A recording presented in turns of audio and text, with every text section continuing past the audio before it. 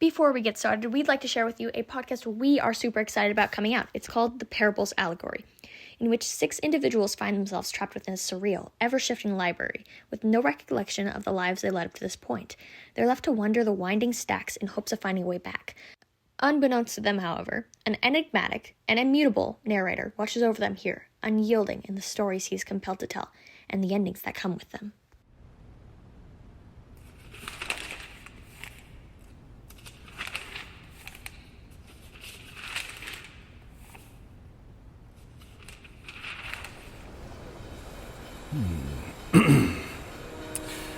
You're listening to... You're listening... No.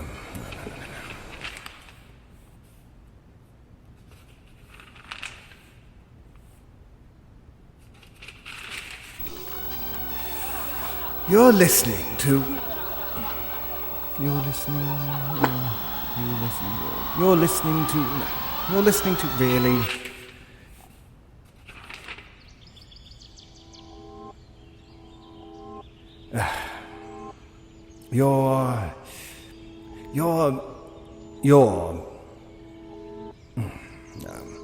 No, it's just not the same now, is it?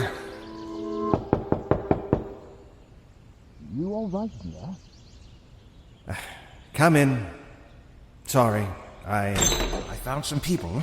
For the roles you're looking for, I mean. They're waiting for you downstairs. In that case, we don't want to keep them waiting, do we?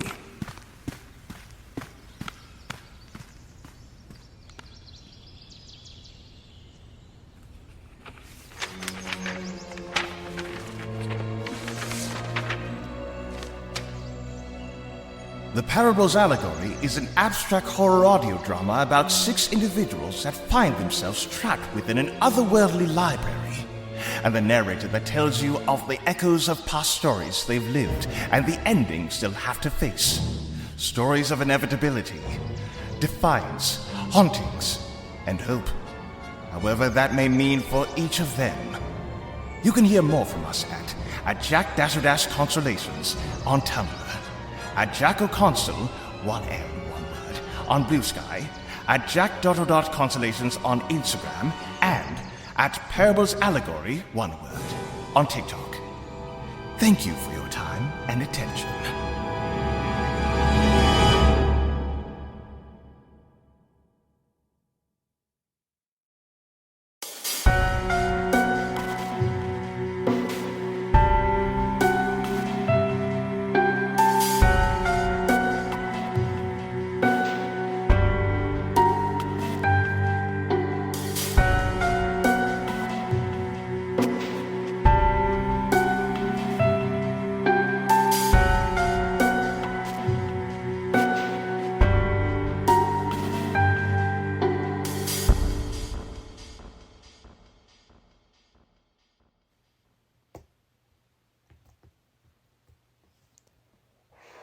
All right, okay, recording.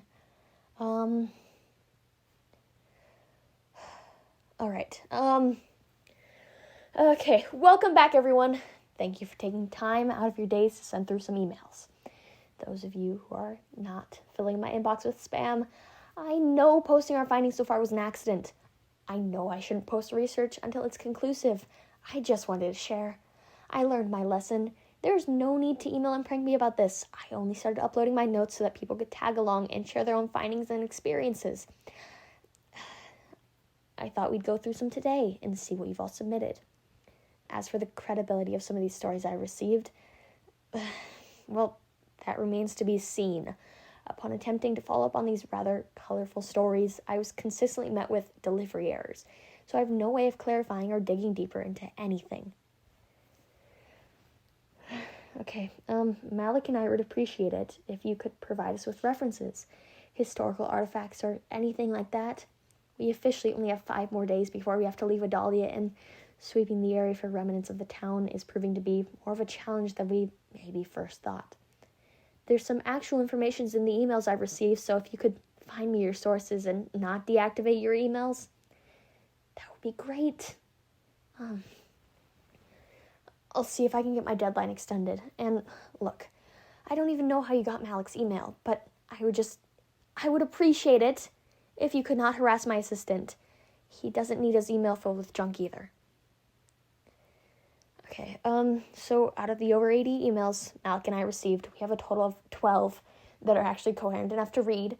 Some of them a little more promising than others. I mean, okay, most of these are just letter spam.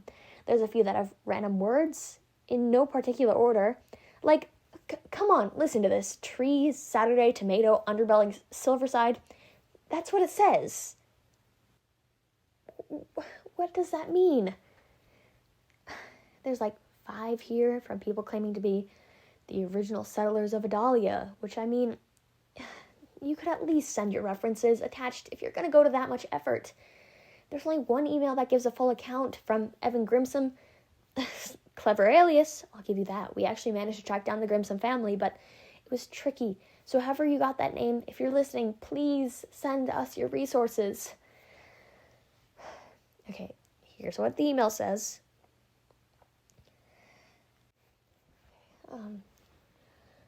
I don't remember the date. I don't remember much of anything from that time, but I know it was night, and a cold wind had settled over a small settlement. We were a community of pioneers led by Jonathan Moore, determined to carve out a new life in this remote wilderness, this land that had yet to be tamed by man. But of course, you already knew that. The nights often brought an unsettling stillness that none of us could explain. That night, the one I remember only in a haze, where the moon hung high and bright in the sky, I was roused from sleep by a sound unlike any I had ever heard. It was a howl, but so far removed from the normal howl of any earthly creature. It echoed through the stillness, setting shivers down my spine. My mother, she shielded my ears whenever the townspeople talked of it, but the other children still told me of a ghostly dog that prowled the outskirts of Adalia, its eyes glowing like embers of some twisted fire in the dark. I do not know what possessed me that night, whether it was courage or foul curiosity, but I stepped outside our cabin, a lantern in hand. I was immediately struck by the biting wind, and even more so by the eerie quiet of the settlement. It was as if not a soul were even breathing. The only noise I could hear came from rustling leaves and that haunting, echoing howl. It sounded pained. Now that I listened, I could see my breath making patterns in the air, each exhale a reminder of my growing fear. As I ventured further from the cabin, I felt a presence, an unseen watcher in the night. My lantern flickered, casting long, wavering shadows that danced around me like specters. They seemed to twist, caging me in their formless bodies as I moved through the darkness. The trees only served to make it that much worse. Everything shifted around me like something from another world. Then, from the corner of my eye, I saw it. Certainly not a dog. It was tall, far taller than anything I had seen. I felt I could climb the trees and not see above its head. Its glowing eyes of burning orange, brighter than the embers could ever be, brighter than the lantern, and pierced through the darkness like a cannon shot. And those fiendish eyes were fixed directly on me. This was a so-called ghost dog children spoken to me of, but the title did it no justice. Its form was ethereal, shifting as if made of mist. I stood frozen, my heart pounding in my chest, unable to look away. The shadow took a step forward, its eyes never leaving mine, and let out another howl, deep, sorrowful, and filled with ancient sadness. And then I was gone. Adrift and removed, not quite dead, just gone. I'm still gone. I'm here, but I'm gone. It took me... Yeah, it goes on like that for a good few paragraphs. We have 5 more by the same sender, but they're just a series of letters and numbers. They don't make any sense. And of course, upon attempting any sort of follow-up, I tried seeing if I could find any more on Evan Grimsom, but I unfortunately have no research of my own to add to this.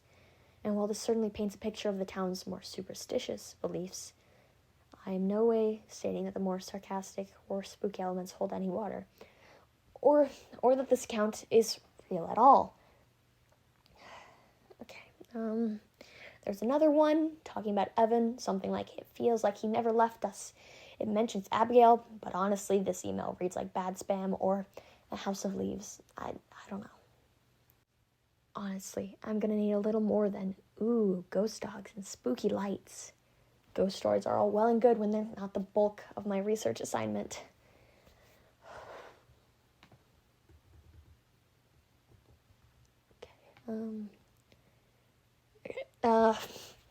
Oh, yeah, would you like to hear my personal favorite?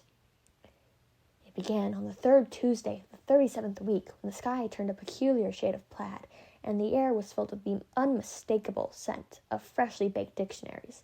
As the sun dipped below the horizon, a chorus of amphibious telephones began to croon melodiously, their voices harmonizing with the rustling of invisible porcupines.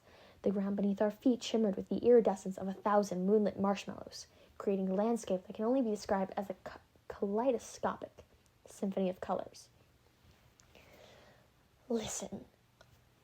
All can be forgiven, all right? I would just really appreciate it if instead of playing games, you sent me the articles you're referencing when you write these things.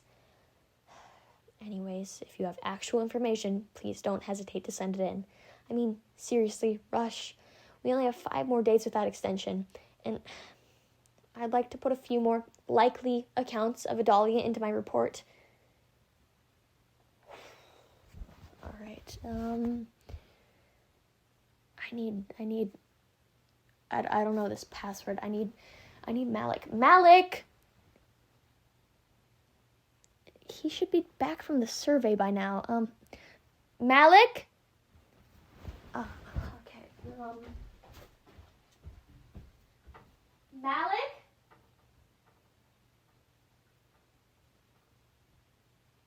Malik? Hold on. Let me call him. Okay. Right, thank you for tuning in. Remember, as I said, we only have 5 days left here, so let's make the most of it. Please send in anything. Stay curious and stay cautious, everyone.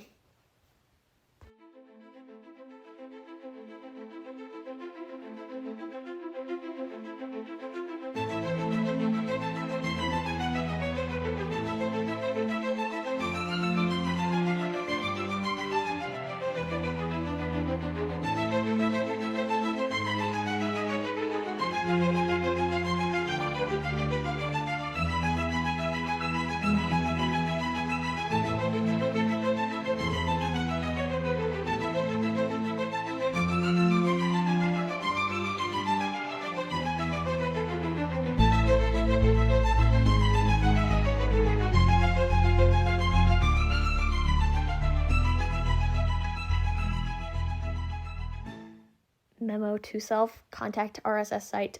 I cannot take down Abigail's recording. And I know I didn't post it